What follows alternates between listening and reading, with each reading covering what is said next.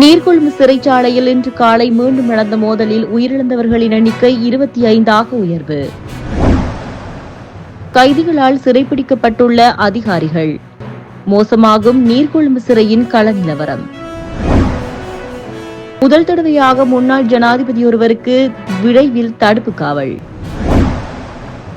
ராணுவ பதக்கங்களை உலோக தகடுகள் என்பது வெட்கக்கேடு. நாமல் விமர்சனம். பாதாள உலக தொடர்பு சர்ச்சை. விஜயதாச வீட்டிற்கு ஓடோடி சென்ற ரணில். சாவகச்சேரி நகரசபை உபதவிசாளர் ஞானப்பிரகாசம் கிஷோர் பதவி நீக்க விவகாரம் தொடர்பில் யாழ் மேல் நீதிமன்றத்தில் சட்டத்தரணி கலாநிதி குமாரவடிவேல் குருபரன் ஆஜர். அனுர அரசை நம்பி ஏமாந்து விட்டோம், எமது காணிகளை மீட்டு தாருங்கள் என்று சுமந்திரனிடம் பலாலி மக்கள் வேண்டுகோள். ஆட்சியை கவிழ்க்க பாதாள குழுவுடன் எதிர்க்கட்சி. அரச தரப்பு குற்றச்சாட்டு.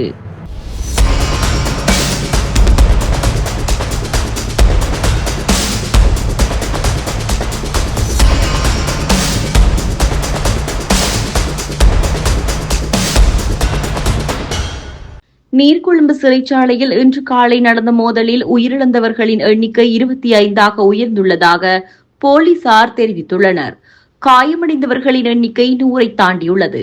உயிரிழந்தவர்களின் 5 சிறை அதிகாரிகள் அடங்குவதாக உறுதி செய்யப்பட்டது. காயமடைந்தவர்களில் போலீசார், சிறை அதிகாரிகள் மற்றும் போலீஸ் விசேட பிரிவு அதிரடிப்படையினர் அடங்குவர். சிறைக்குள் இடம்பெற்றதாக கூறப்படும் போதைப்பொருள் கடத்தல் நடவடிக்கை தொடர்பான தகவல் கசிவு காரணமாக போதைப் பொருளுக்கு ஆதரவானவர்களுக்கும் எதிரானவர்களுக்கும் என இரு குழுக்களுக்கும் இடையே கடும் மோதல் ஏற்பட்டது. இங்கு பல்வேறு குற்ற கும்பல்களுடன் தொடர்புடைய 26 பாதாள உலக உறுப்பினர்கள் இருப்பதாக தெரிவிக்கப்பட்டுள்ளது.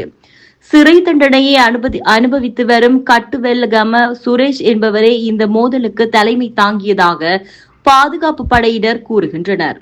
அவர் கெஹலபத்ர பத்மேவின் நெருங்கிய கூட்டாளி ஆவார்.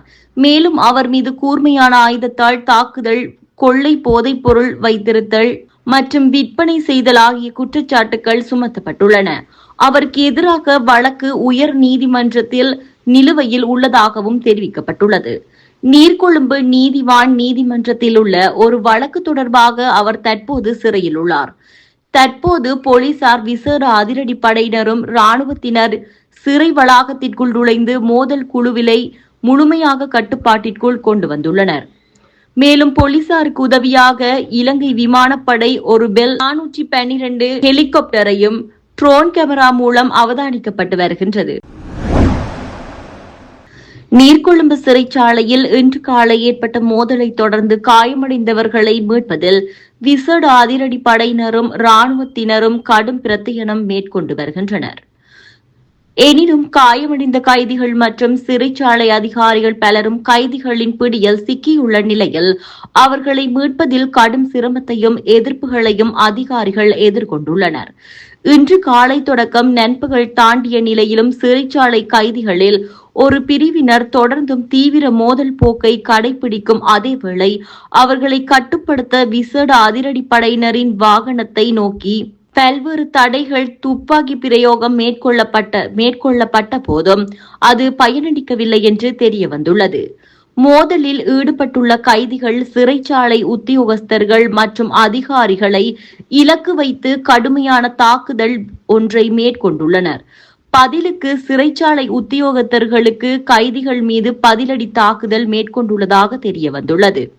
இதற்கிடையே காயமடைந்த நிலையில் இன்னும் சிறைச்சாலை உத்தியோகத்தர்கள் பலர் கைதிகளால் பிடித்து வைக்கப்பட்டுள்ளதாகவும் அவர்களை மீட்க விசேட அதிரடிப்படை மற்றும் ராணுவத்தினர் கடும் பிரயத்தனம் மேற்கொண்டு வருவதாகவும் தெரிய வந்துள்ளது. இதற்கிடையே கைதிகளில் மோதல் குறித்து செய்திகள் வெளியாகினதுடன் அவர்களின் உறவினர்கள் பெருமளவில் சிறைச்சாலை முன்பாக ஒன்று திரண்டு வருவதாகவும் தகவல் வெளியாகியுள்ளன.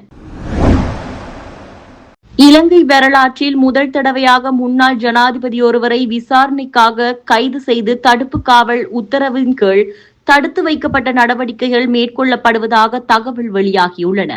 வரலாற்றில் முதல் முறையாக ஒரு முன்னாள் ஜனாதிபதி ஒருவர் கைது செய்யப்பட்டு விசாரணைக்காக குற்றப்புலனாய்வு துறையின் 4வது மாடியில் தடுப்பு காவல் உத்தரவின் கீழ் 90 நாட்கள் தடுத்து வைக்கப்பட்டு விசாரணைக்கு உள்ளாக்கப்படவுள்ளார். பௌத்த துறவியொருவரின் பெயரில் உள்ள சமூக ஊடக கணக்கு ஒன்றில் முதலில் வெளியிடப்பட்ட இந்த பதிவு தற்போது பல்வேறு தரப்பினர்களிடையே பகிரப்பட்டு வருகிறது. இருப்பினும் இதுவரை எந்த ஒரு முக்கிய ஊடகமும் இந்த செய்தியை வெளியிடவில்லை. மேலும் தொடர்புடைய பதிவில் குறிப்பிட்ட விடயம் தொடர்பில் மேலதிக தகவல்கள் எதுவும் கிடைக்கப்பெறவில்லை.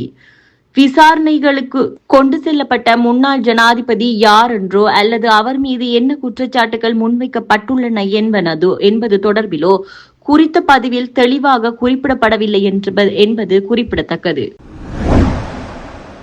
போர் வீரர்களின் பதக்கங்களை உலோகத்துண்டு என்று வர்ணிக்கும் சமீபத்திய செயற்பாடுகள் இலங்கையின் போர் வீரர்கள் செய்த தியாகங்களையும் சாதனைகளையும் குறைத்து மதிப்பிடுவதாகும் என்று நாமல் ராஜபக்ஷ விமர்சித்துள்ளார்.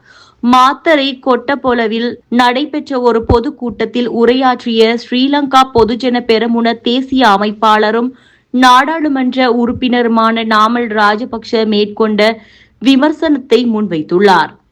அங்கு தொடர்ந்தும் உரையாற்றிய அவர் ஆயுத படைகளின் உறுப்பினர்கள் வென்ற பதக்கங்கள் அவர்களின் வீரம், அர்ப்பணிப்பு மற்றும் சேவையின் பிரதிபலித்தால் அவற்றிற்குரிய உரிய மரியாதை வழங்கப்பட வேண்டும். போர் வீரர்கள் தங்கள் பிள்ளைகளுக்கு போர் பிள்ளைகளுக்கும் பெருமையுடன் காட்டும் ஒரு பதக்கத்தை வெறும் உலோக துண்டுகள் என்று வர்ணிப்பது வெட்கக்கேடானது. இத்தகைய கூற்றுக்கள் இராணுவ வீரர்கள் செய்த தியாகங்களை புறக்கணித்துள்ளன. முன்னாள் பாதுகாப்பு படையினர் மீது சட்ட நடவடிக்கை எடுப்பதன் மூலம் அரசாங்கம் போர் வீரர்களை அவமதித்து வருகின்றது. ஆயுதப்படைகளின் உறுப்பினர்களின் கௌரவத்தையும் அங்கீகாரத்தையும் களங்கப்படுத்தும் முயற்சி உள்ளதா என்று சந்தேகிக்க வேண்டியுள்ளது. விவசாயிகள், பட்டதாரிகள் மற்றும் வாழ்க்கை செலவு ஆகியவற்றை பாதிக்கும் பிரச்சினைகளுக்கு தீர்வு காண தற்போதைய அரசாங்கத்தால் முடியவில்லை. முந்தைய அரசாங்கங்களால் தொடங்கப்பட்ட பாரிய அளவிலான உட்கட்டமைப்பு திட்டங்கள் முழு பலன்களையும் தற்போதைய அரசாங்கம் அறுவடை செய்ய தவறிவிட்டது என்று நாமல் ராஜபக்ஷ தொடர்ந்தும் குறிப்பிட்டுள்ளார். லஞ்சம் அல்லது ஊழல் குற்றச்சாட்டுகளை விசாரிக்கும் ஆணைக்குழுவால் முன்னாள் நீதி அமைச்சர் விஜயதாச ராஜபக்ஷவின் மகன் கைது செய்யப்பட்டதை தொடர்ந்து முன்னாள் ஜனாதிபதி ரணில் விக்ரமசிங்க இந்த வாரமும் முன்னாள் நீதி அமைச்சர் விஜயதாச ராஜபக்ஷவின் இல்லத்திற்கு சென்றதாக கொழும்பு ஆங்கில ஊடகம் ஒன்று தெரிவித்துள்ளது. பல எதிர்க்கட்சி பிரமுகர்களுடன் சென்ற விக்ரமசிங்க ராஜபக்ஷவின் நலம் விசாரிப்பதற்காக அவரை சந்தித்ததாக அந்த ஊடகம் தெரிவித்துள்ளது. குறித்த ஊடக தகவலின்படி தனது ஜனாதிபதி பதவிக்கால பாதாள உலக குற்றவாளி நதுன் நிந்திக்க விக்ரமரத்ன என்று அழைக்கப்படும் ஹரக்கட்டாவின் கைது மற்றும் தடுப்பு காவல் தொடர்பான உரிய சட்ட முறைகள் பின்பற்றப்பட்டதாக விக்ரமசிங்க அங்கு கூறியிருந்தவர்களிடம் கூறினார். இந்த விவகாரத்தில் எந்த ஒரு தனிநபரும் தலையிட முடியாது என்றும் முன்னாள் ஜனாதிபதி கூறியதாக தெரிவிக்கப்பட்டுள்ளது. மேலும் ஹரக்கட்டா தொடர்பான ஆவணங்கள் உட்பட அனைத்து தொடர்புடைய ஆவணங்களும் இப்போது பாதுகாப்பான அமைச்சரான தனது ஒப்புதலுக்காக ஜனாதிபதி செயலகத்தில் சமர்ப்பிக்கப்பட்டுள்ளதாகவும் அவர் குறிப்பிட்டார். ஹரக்கட்டாவை முறையற்ற முறையில் ராஜபக்ஷ பாதுகாத்தார் என்ற குற்றச்சாட்டுகளையும் விக்ரமசிங்க நிராகரித்தார். அரச காவலில் உள்ள ஒரு நபரின் பாதுகாப்பை உறுதி செய்வதற்காக எந்த ஒரு கோரிக்கையும் கைதிகளை பாதுகாப்பதற்கு மனித உரிமை கடமைகளும் இணங்குவதற்கு அரசாங்கத்து பொறுப்புடன் ஒத்துப்போகிறது என்று அவர் கூறினார். ஒரு வழக்கில் செல்வாக்கு செலுத்துவதற்காக பணம் கோரப்பட்டதாக கூறப்படும் காலகட்டத்தில் விஜயதாச ராஜபக்ஷவும் அவரது மகனும் துபாயில் இருந்தனர் என்பது தெரியவந்ததை அடுத்து அனைவரும் தற்போது விசாரணைக்கு உட்படுத்தப்பட்டுள்ளதாக இந்த வார தொடக்கத்தில் நீதிமன்றத்திற்கு தெரிய வந்துள்ளது. முன்னாள் அமைச்சரும் அவரது மகனும் ஒரே நேரத்தில் துபாயில் இருந்ததாக கூறப்படும் குற்றத்திற்கும் ஏதேனும் தொடர்பு உள்ளதா என்பதை புலனாய்வாளர்கள் கண்டறிய முயன்றுள்ளனர். முன்னராக வெளியிடப்பட்ட வர்த்தகமானி ஊடாக ஆளுநர் தன்னை பதவி நீக்கம் செய்தமைக்கு எதிராக உபதவிசாளர் கிஷோர் கடந்த சனிக்கிழமை அன்று வடக்கு மாகாண மேல் நீதிமன்றத்தில் வழக்கு தாக்கல் செய்திருந்தார். தனிநபர் விசாரணை அதிகாரி அரியநாயகத்தின் அறிக்கை சாவகச்சேரி நகராட்சி மன்றம் முழுவதையும் கலைக்குமாறு பரிந்துரைத்த போதிலும் அதனை மீறி தன்னை மட்டும் ஆளுநர் பதவி நீக்கியது ஏன் என்ற கேள்வியையும் சபை நடுவே வணிகர்களின் நலன்களுக்காக தான் பேசிய கருத்துரிமையை மீறப்பட்டுள்ளதையும் சுட்டிக்காட்டி சட்டத்தரணி கலாநிதி குருபரனினால் இந்த மனு தாக்கல் செய்யப்பட்டிருந்தது. இன்றைய தினம் இந்த மனு இடைக்கால தடை கட்டளைக்காக நீதிமன்றத்தில் எடுத்துக் கொள்ளப்பட்ட போது முறையீட்டாளர் சார்பில் மிக நீண்ட நேரம் சமர்ப்பணங்கள் முன்வைக்கப்பட்டன.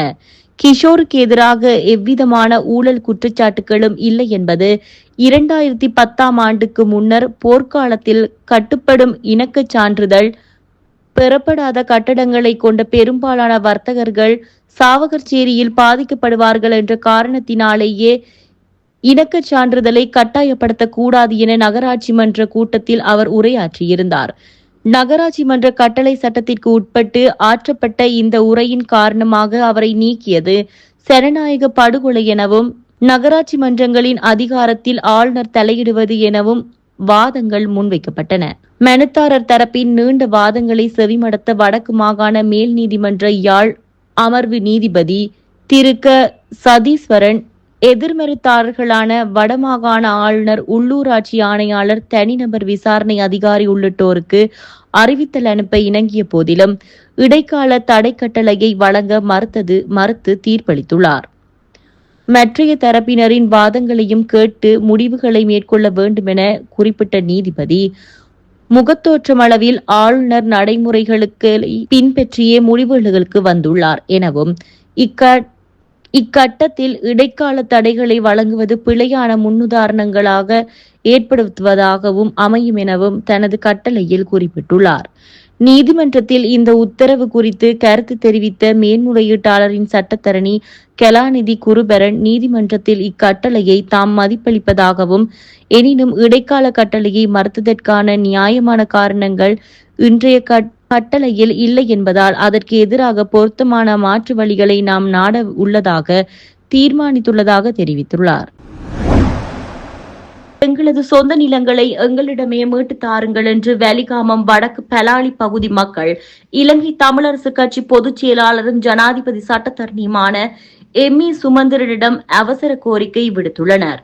உயர் பாதுகாப்பு வலயத்தில் உள்ள தங்களது காணிகளை விடுவிக்க கோரி பலாலி சந்தியில் தொடர் போராட்டத்தில் ஈடுபட்டு வரும் மக்களை எம்.ஏ. சுமந்திரன் நேற்று நேரில் சென்று சந்தித்த போதே மக்கள் இந்த ஆதங்கங்களை வெளியிட்டனர். அங்கு பாதிக்கப்பட்ட மக்கள் மேலும் தெரிவிக்கையில், எமது பூர்வீக காணிகளை விடுவிக்க வேண்டும் என வலியுறுத்தி நாங்கள் கடந்த காலங்களில் பல்வேறு போராட்டங்களை முன்னெடுத்திருந்தோம்.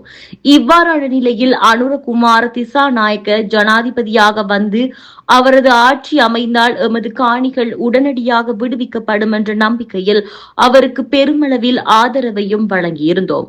நாங்கள் எதிர்பார்த்தது போன்றே அவரது தேசிய மக்கள் சக்தி அரசின் அமைச்சர்களும் எங்களது காணிகள் விடுவிக்கப்படும் என கூறி வந்தனர். ஆனால் இன்று வரை எமது காணிகள் விடுவிக்கப்படாமல் இராணுவத்தின் ஆக்கிரமிப்பிலேயே தொடர்ந்து நீடிக்கின்றன. இப்படியாக அனுரகுமாரவை நம்பி நாங்கள் ஏமாந்து போயுள்ளோம். கடந்த காலங்களில் எங்களது வீதியால் நடந்து திரிந்த ஜனாதிபதி அனுரகுமாரவுக்கு எங்களது காணிகள் இப்போது இராணுவம் இருப்பது நன்றாக தெரிந்திருந்தும் அதனை எங்களிடம் வழங்க ஏன் இன்னும் நடவடிக்கை எடுக்காமல் மௌனம் காக்கின்றார்? இன்றைக்கு எங்கள் சொந்த காணிகளை விடுவிக்க கோரி அமைதியான முறையில் போராட்டத்தில் கூட ஈடுபட முடியாத துரதிருஷ்டவசமான நிலைமையிலேயே நாங்கள் இருக்கின்றோம். அத்துடன் இந்த காணிகளை நிரந்தரமாக சுவீகரிக்கவும் ரகசிய நடவடிக்கைகள் எடுக்கப்படுவதாக அறிகிறோம். எனவே எமது காணிகளிலிருந்து படையினர் உடனடியாக வெளியேறி எமது நிலங்கள் எங்களிடமே முழுமையாக ஒப்படைக்கப்பட வேண்டும் என்பதில் நாங்கள் உறுதியாக இருக்கின்றோம். எங்கள் காணிகள் மீட்கப்படும் வரை இப்போராட்டத்தை கைவிட மாட்டோம் என்றனர். இப்போது மக்கள் கருத்துக்களையும் ஆதாரங்களையும் பொறுமையுடன் கேட்டறிந்த ஜனாதிபதி சட்டத்தரணி எம்.ஏ. சுமந்திரன், மக்களின் பூர்வீக காணிகளின் நிபந்தனையின்றி மக்களுக்கே வழங்க வேண்டும் என்பதையே நானும் தொடர்ந்து வலியுறுத்தி வருகின்றேன் என்றார். அத்துடன் இந்த தன்னிச்சையான காணி ஆக்கிரமிப்புகள் மற்றும் சுவீகரிப்பு முயற்சிகளுக்கு எதிராக நீதிமன்றத்தில் பல்வேறு வழக்குகள் தாக்கல் செய்யப்பட்டுள்ளன என்றும் குறிப்பிட்ட அவர், அந்த வழக்குகளில் தற்போது முன்னேற்ற நிலவரங்கள் குறித்து மக்களுக்கு விரிவாக எடுத்துரைத்தார். நாடாளுமன்ற உறுப்பினர் தயாஸ்ரீ ஜெயசேகர அண்மையில் வெளியிட்ட கருத்துக்கள் தற்போதைய அரசியல் சூழல் தொடர்பாக எதிர்க்கட்சியினரின் உண்மையான அச்சத்தையும் அவர்களது அடிமனதில் உள்ள வங்குரோத்து நிலைமைகளையும் அப்பட்டமாக வெளிப்படுத்தியுள்ளது என்று கைத்தொழில் மற்றும் தொழில் முயற்சியாண்மை பிரதி அமைச்சர் சதுரங்க அபேசிங்க தெரிவித்துள்ளார்.